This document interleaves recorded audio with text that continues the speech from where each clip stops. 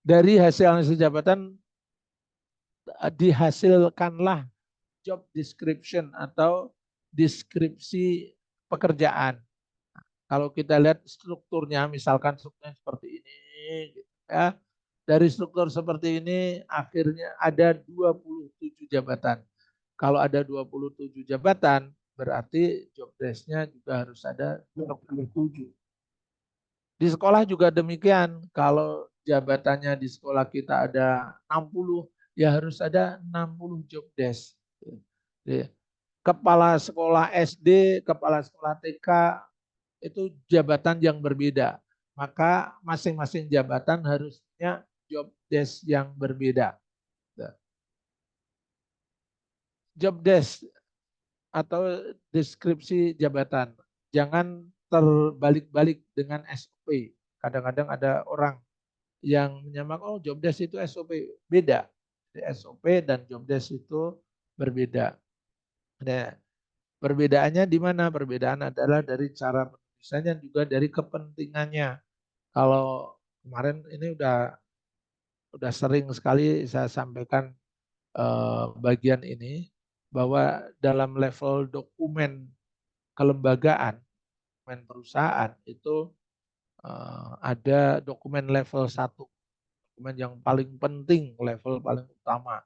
Itu dokumen-dokumen yang terkait dengan kebijakan perusahaan. Dokumen yang berkaitan dengan kebijakan perusahaan adalah visi, misi, sistem manajemen mutu, rencana jangka panjang, peraturan perusahaan, PP itu peraturan perusahaan, atau kalau yayasan berarti peraturan yayasan. Kode etik, kalau kita sudah punya kode etik, bisnis plan, kalau kita punya rencana bisnis jangka panjang, KPI, dan juga SKSK, ini semuanya adalah dokumen-dokumen level 1. Dokumen level 1 ini biasanya bersifat konfidensial, private and confidential, rahasia. Jadi tidak boleh diedarkan ke orang secara mudah. Jadi hanya orang-orang tertentu yang pegang. Ya, dan itu pun tidak boleh terdiskusikan apalagi sampai bocor ke tempat lain. Nanti ketahuan strategi kita. Jadi yang kedua, level kedua adalah SOP, Standard Operating Procedure. Nah, SOP ini berkaitan dengan banyak departemen. Bagaimana cara berinteraksi antar departemen. Nah, level ketiga itu ada instruksi kerja, infografis, ada job description. Jadi job description ada di level 3. Level keempat adalah dokumen-dokumen pendukung. Itu ada rekaman-rekaman, formulir, gitu ya, formulir absensi, berita berita acara, berita acara serah terima. Jadi misalkan ini udah lagi ada proyek bangun gedung. Nah, nanti kalau proyek bangun gedung selesai harus ada berita acara pembangunan. Nah, berita acara kalau udah ada berita acara baru dibayarkan finalnya, pembayaran akhirnya berapa. Ya, notulensi rapat, surat-surat, ini semuanya adalah dokumen level 4. Apakah semuanya harus dijaga? Semua dokumen ini dijaga. Yang berbeda adalah periode menjaganya. Untuk dokumen level 4 mungkin hanya perlu dijaga 2-3 tahun. Setelah itu nanti bisa dimusnahkan.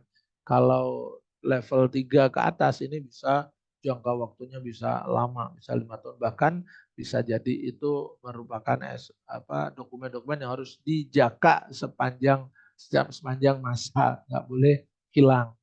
Nah, apa bedanya SOP dan job desk? Kalau SOP itu adalah prosedur kegiatan operasional, kalau job desk adalah tanggung jawab, wewenang, tugas, dan fungsi.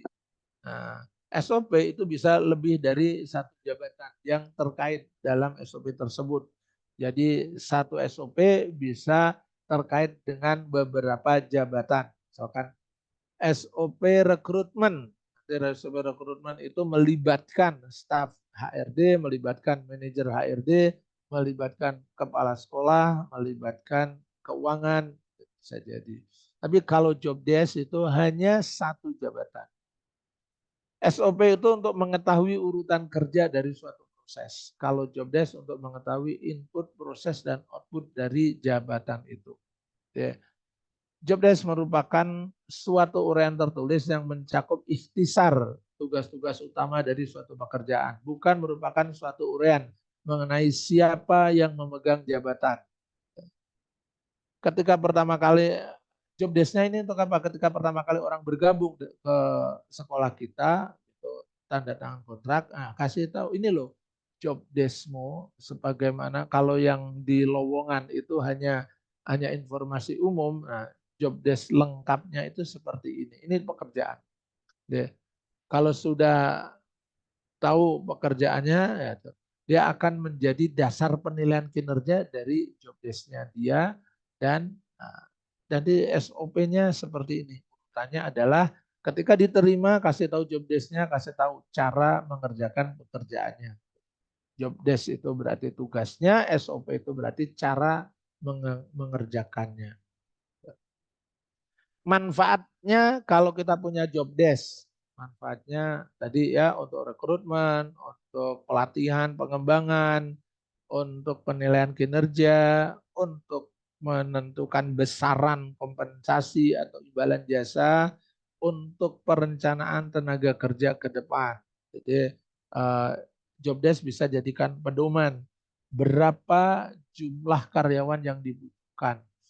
Jadi kita tahu berapa jumlah security, berapa jumlah cleaning service, berapa jumlah deliver, berapa jumlah guru. Kemarin waktu ketemu udah saya singgung ya, Bu Deska ya, cara menghitung jumlah guru dari muridnya. Jadi udah. Nah, bagaimana cara pengumpulan informasi job description? Jadi ada melalui job observasi. Kita datang observasi ke unit-unit. Kelebihannya setiap unit bisa diobservasi, diamati satu persatu. Tapi ini butuh waktu yang lama dan ini bisa menjadi pekerjaan yang harus diulang-ulang rutin tiap hari melakukan ini. Jadi kalau HRD-nya cuma satu orang, kapan menyelesaikannya? Ya, makanya perlu cara lain. Ya. Ada juga dengan kuesioner. Kuesioner ini lebih hemat waktu. Kita bagikan form kepada orang untuk menulis apa yang kamu lakukan, ya. Atau bahkan interview, membuat dari dasar employee log atau catatan-catatan pekerjaan setiap karyawan. Juga yang jalan pintasnya itu adalah tanya kepada ahlinya. Panel expert itu tanya untuk pekerjaan ini apa, atau punya enggak standar-standar job desk untuk masing-masing sekolah. Yang paling gampang cara membuatnya adalah kombinasi semuanya. Jadi semua itu dilakukan. Apa saja yang dituliskan, identitas jabatan, fungsi utama jabatan, tanggung jawab, dan seterusnya. Ini nanti bisa dibaca-baca, nggak saya bahas, nanti kalau dibahas semuanya nanti malah bosan ya. Nah, saya kasih tunjukkan contohnya saja. Ini adalah contoh job desk di sekolah.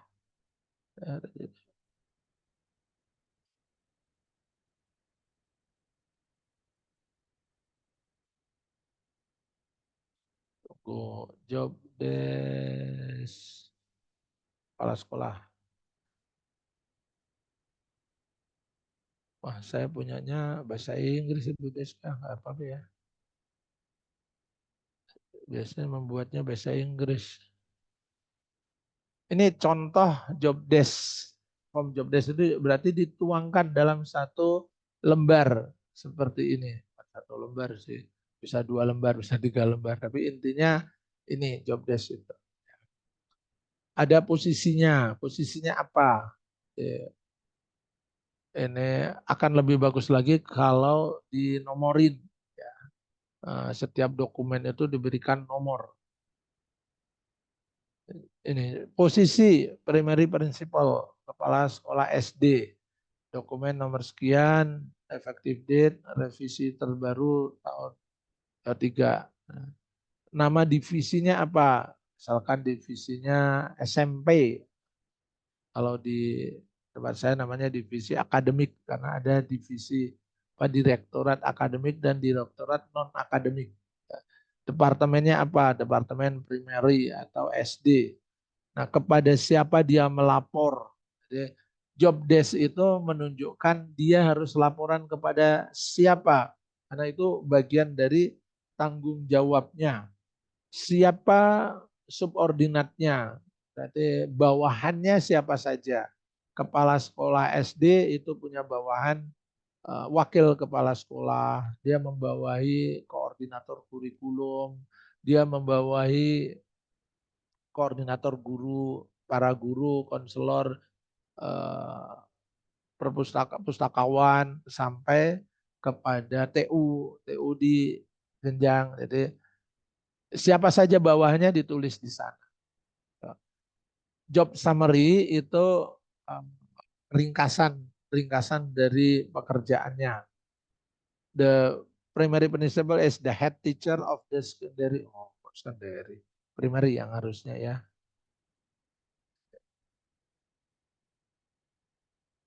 Ini bentar, saya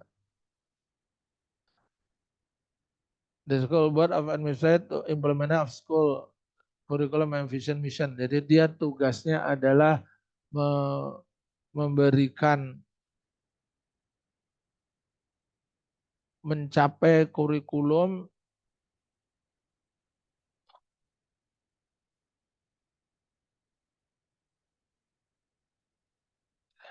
ya, vision mission, the education leader who provide the day-to-day academic management of primary teachers. Ya, tugasnya dia adalah memimpin aktivitas harian dari guru-guru yang ada di SD. Gitu. Nanti buat job purpose-nya, tujuan dari pekerjaan ini. Ya. Tujuannya apa saja? Job deskripsinya, uraian pekerjaannya apa saja? Ya, kepala sekolah adalah pemimpin di aktivitas aktivitas sekolahnya dan seterusnya. Dengan tugas memanage, mengevaluasi, mensupervisi secara efektif dan menciptakan prosedur yang jelas terkait dengan operasional pembelajaran di sekolah dasar Naura Huda gitu misalkan. Tugas yang kedua supervisi secara sehat, fair and konsisten untuk memantau kedisiplinan dan seterusnya, establish observation. Yang kedua tugasnya achieving academic excellence requires tugasnya adalah mencapai target pembelajaran sekolah dengan cara apa. Ini namanya job desk-nya tadi ya. Jadi menceritakan apa tugas-tugas. Yang kedua, bagian kedua dari job description ini juga, oh ya jangan lupa kalau di pimpinan itu bukan cuma menyelesaikan tugas-tugasnya, tapi seorang pimpinan juga harus ada faktor ini. Ya, salah satu job desk dari seorang pimpinan adalah melakukan developing. Kalau tadi itu kan developing team, dia harusnya developing self developing him or herself, ya. Punya memimpin diri sendiri. Update job knowledge by attending faculty meeting. Jadi dia harus mengupgrade diri dengan cara mengikuti meeting secara rutin, mengikuti pelatihan dan seterusnya. Nah, kewenangannya apa? Kewenangan dari jabatan ini. Kewenangannya adalah melakukan approving. Approving itu berarti dia approve, menyetujui proposal apa, gitu ya. Dia melakukan evaluasi untuk memberikan penilaian untuk semua guru, itu adalah authority-nya atau kewenangannya dan seterusnya. Job spesifikasinya, spesifikasi untuk kepala sekolah minimal S2 di semua jurusan, atau kalau mau dispesifikasinya S2 di bidang pendidikan dan atau manajemen juga boleh. Jadi kita yang menentukan backgroundnya, pengalaman kerja untuk menjadi kepala sekolah itu apa. Berarti apakah dia harus pernah menjadi wakil kepala sekolah atau pernah mengajar selama beberapa lama dan seterusnya. Ini adalah background yang harus dimiliki. Kemampuan bahasanya, kalau di sekolah saya berarti harus English Certified level 7 atau level A, atau IELTS-nya minimal 6,5. Karena kepala sekolah harus bahasa Inggrisnya bagus. Bahasa Indonesianya seperti apa. Terus aspek kesehatannya, aspek skill yang lain apa saja yang dibutuhkan. Jadi job desk ini menunjukkan deskripsi pekerjaannya, latar belakang pekerjaannya, termasuk juga spesifik pekerjaannya. Nah, di bawahnya hubungan dengan siapa. Nanti tulis hubungan internal itu dengan siapa, dengan other departments gitu, dengan departemen yang lain, atau dengan uh, siapa, bagian-bagian lain, dengan pengurus, uh, apakah kepala sekolah itu berhubungan dengan pengurus yayasan atau enggak, itu dituliskan di sini.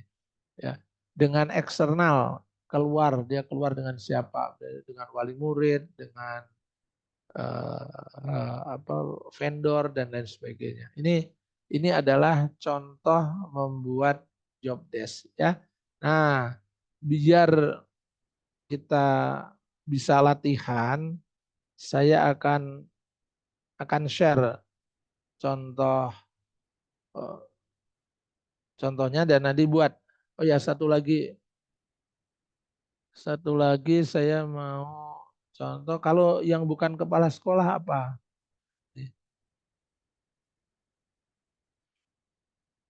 Di tempat saya, di sekolah saya juga ada eh, purchasing. Ya, purchasing supervisor. Ya. Purchasing itu berarti tugas pembelian. Ya, supervisor. Apa job desk-nya purchasing? Divisinya berarti dia divisi non teaching. Non teaching itu di bawah direktur, uh, supporting director. Ya, departemennya general affair. Nah, reportnya kepada manajer GA. Anak buahnya adalah purchasing staff. As purchasing supervisor, you will be responsible for overseeing the day-to-day operation of the procurement team. Jadi tugasnya supervisor adalah memantau operasional, day-to-day operasional di semua tim pembelian. Primary focus to lead and guide. Fokusnya adalah untuk memimpin dan memberikan arahan kepada purchasing staff untuk memastikan bahwa proses pembelian bisa berlangsung secara efektif dan efisien. The role involves strategic planning. Salah satu tugasmu adalah membuat perencanaan, membuat vendor management, itu artinya membuat manajemen vendor itu punya database-nya, punya bagaimana komunikasi dengan vendor, apa membuat kegiatan yang untuk membangun hubungan baik dengan vendor dan sebagainya. Job purpose berarti tujuan dari jabatan ini adalah ini. Deskripsinya apa? Job description-nya supervisor purchasing. Team leadership, ya memimpin timnya. Supervisor lead the purchasing team. Vendor management, titik-titik, strategic planning, proses improvement, apa yang harus dilakukan. Kontrak manajemen harus membuat kontrak-kontrak, budget compliance, ya. Setiap pembelian harus sesuai dengan budget yang sudah dianggarkan. Ya, training and development, ya, melatih timnya dan memastikan bahwa stafnya mampu menjalankan pekerjaan dengan baik. Kewenangannya apa? Kewenangannya menandatangani perintah pekerjaan misalkan ya. Educational background-nya apa saja, experience-nya apa saja, language-nya apa, computer skill, dan nanti bagaimana berkomunikasi keluar.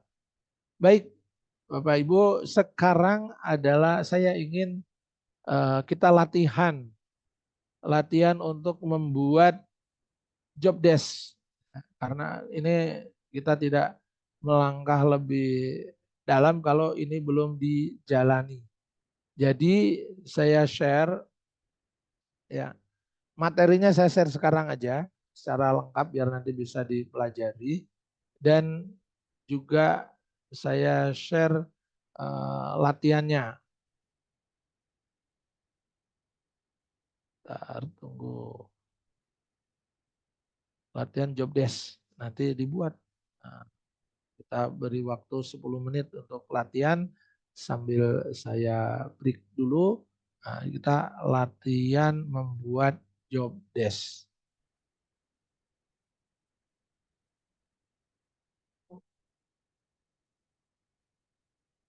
Contoh job desk.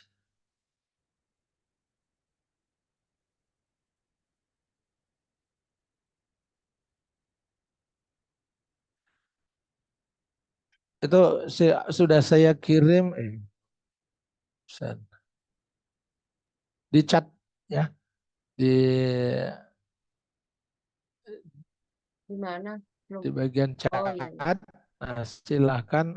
Udah.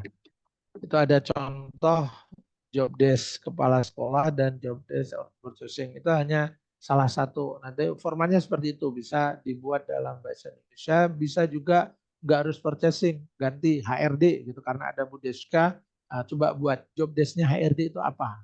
Job desk-nya manajer HRD. Atau nanti buat job desk juga job desk manajer finance. Job desk kepala sekolah.